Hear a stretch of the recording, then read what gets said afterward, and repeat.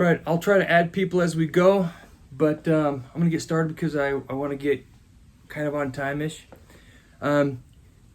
If there was one thing that I think can make the hugest difference in helping our teenagers focus on the issues that brought them to the treatment program in the first place, it's dealing with this one thing. This blame game is one of the most powerful tools of distraction and avoidance that a teenager has, because they can occupy a lot of the important therapy time by getting the parents to explain themselves and justify what they do. Even if they apologize, there's no they lose traction.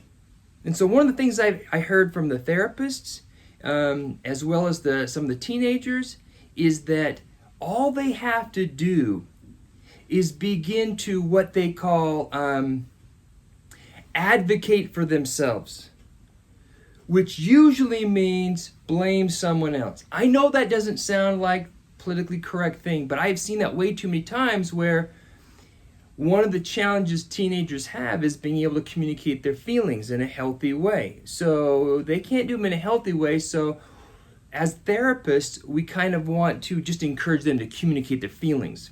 And usually those feelings come out in a way where the person feels, well, when they're blaming, accusing the other people for the problems they have in their life. So this one thing, I swear, if there was only one thing you ever learned from me, it's how to deal with this blame game thing.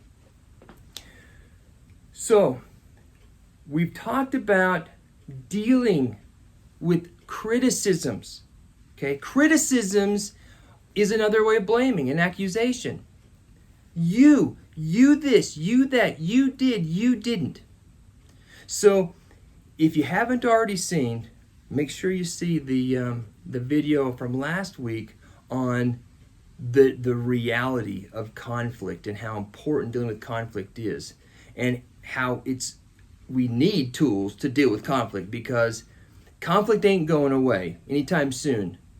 And if we don't have the tools to deal with them, we are going to waste thousands of dollars and precious years of our life spinning our wheels in the muck and mud of life.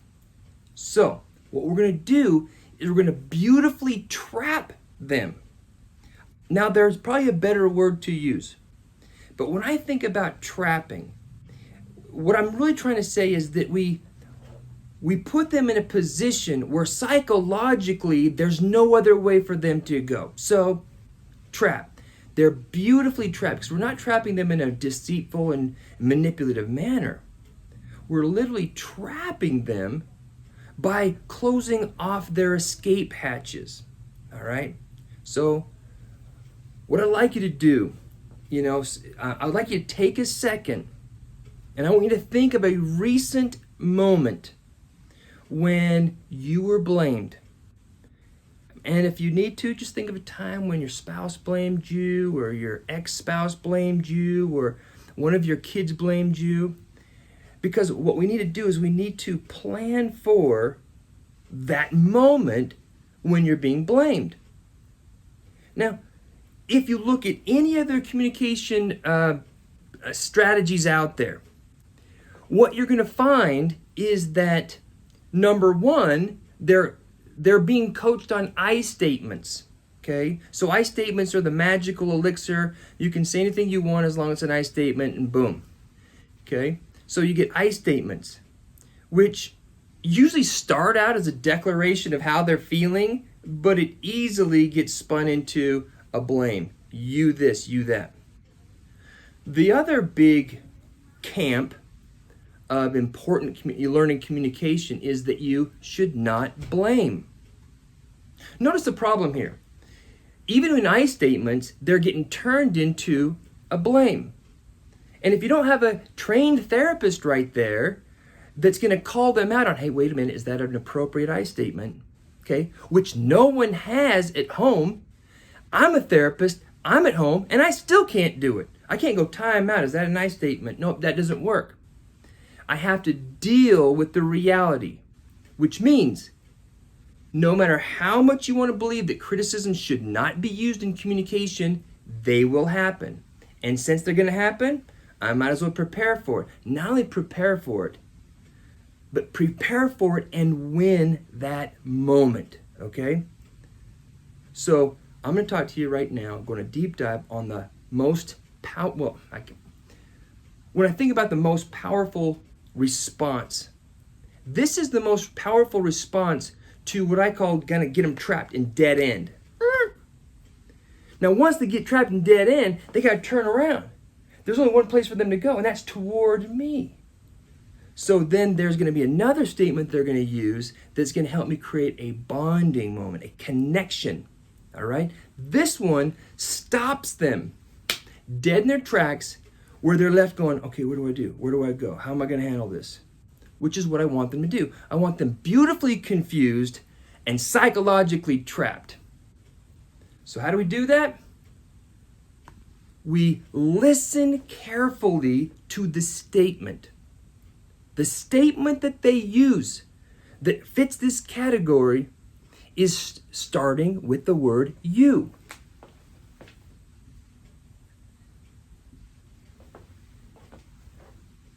I don't know how to make it more simple. If you hear the word you as the beginning part of a statement, that's a criticism. Like everyone can know when the word you is being used. So, this tool is listening for that moment when they say you as in the beginning. Okay? If it's used toward the end of the statement, then it may not be a criticism. But when it's in the beginning, you this, you that, you never, you always, okay? All I want you to do, this is that moment. This is the moment when I get to trap him and I can be sweet about it. I want you to celebrate. Please blame me. Please accuse me of something. I don't care if you make it up. I just want to use my new tool, all right? So as soon as you hear the word you in your mind, I want you to imagine this statement flying through the air and in this invisible scale from 0 to 100%.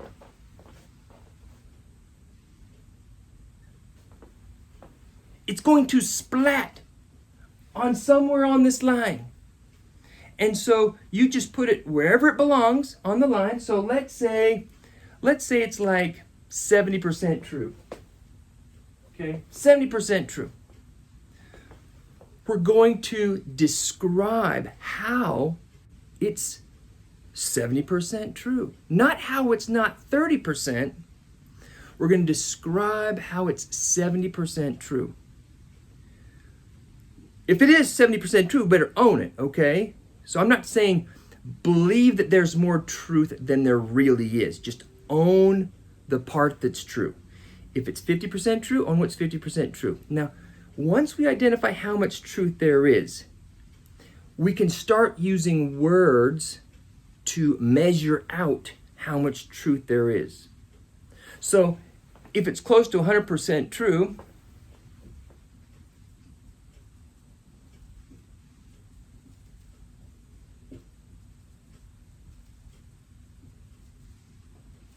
I might use words like, I always do that. Or, I do that so often. See, that's even sliding down from 100% true. I even might put, most of the time. See, I'm just going to listen, or I'm going to agree with as much truth as I possibly can. If it's not quite 100% true, a lot, like I said, most of the time, frequently, majority. So we can use words, descriptive words, to capture how much truth there is. Now, as soon as I hear the word you, and there's some truth above 0, if it's above 0, I'm going to start with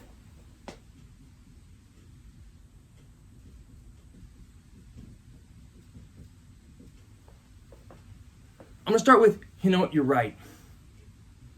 I don't leave it there, because now I get to qualify, I get to describe the percentage of truth there. You know what? You're right. I often raise my voice.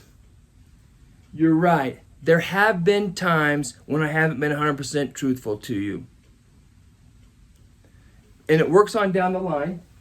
As we get closer to 0,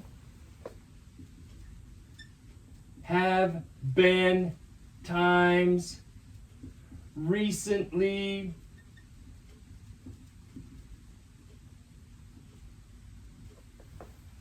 sometimes, okay? In the past I used to.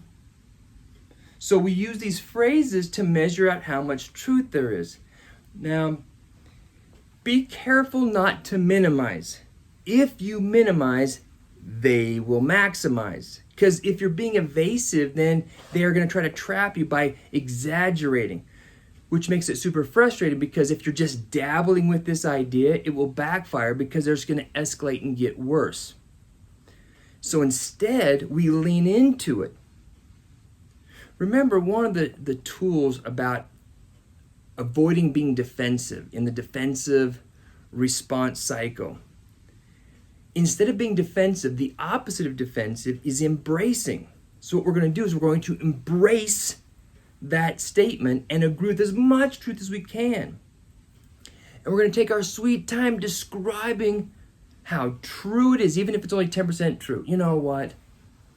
In the past, I have done that, and I can see how it frustrates and pisses you off, because even though it was in the past, you still remember it. It still affects you.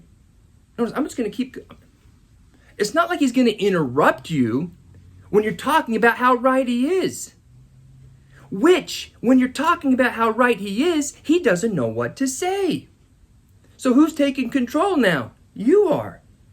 And he has no clue how this Jedi mind power just happened.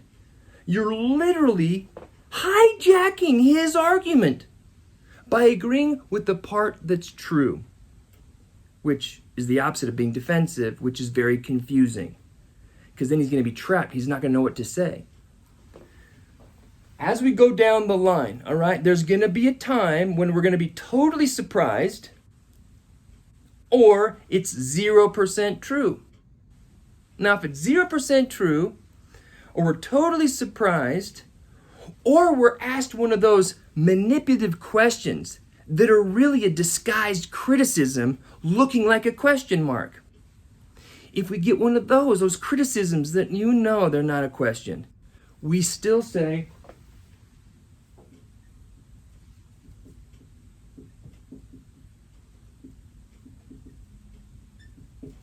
we're going to say, what do you mean? Why would you say that? Okay, now that means they have to back up what they just said. Rephrase it, or back up and abandon the direction that they're going.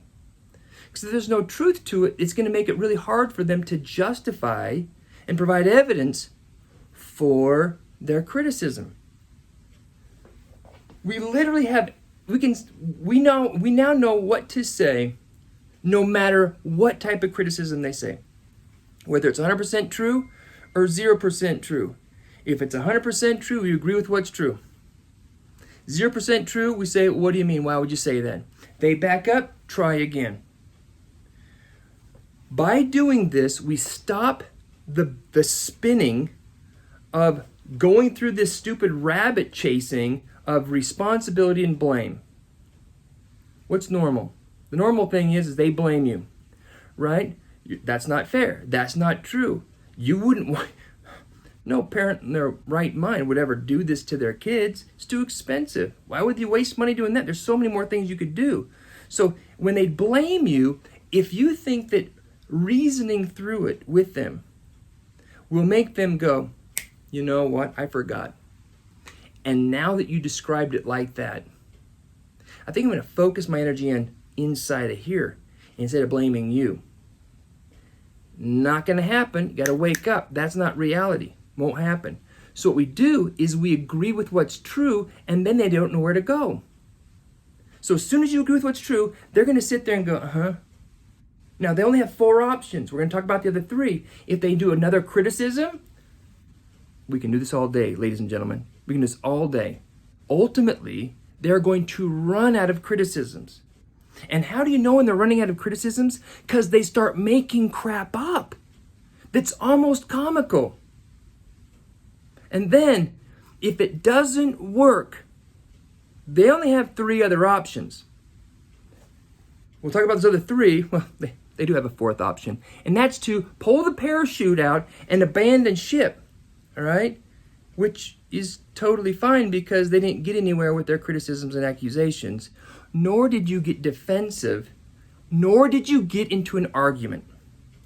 So, listen carefully for the magic word you, so that you can help them redirect their energy into focusing on the crap that they need to work on, so you don't waste your money in the program. Literally, if you go down the rabbit hole, just throw money away. Just throw it away. Why? Because they're not going to focus on their issues. No, you're going to be frustrated. You'll have wasted an hour of your time and probably postpone another month of treatment. I hope I made my point. Look for the blame. Look for it. Embrace the blame. Because once you start to respond appropriately to the blame, they can't keep doing it over and over again. It just loses power. All right, I could probably talk to another hour about this.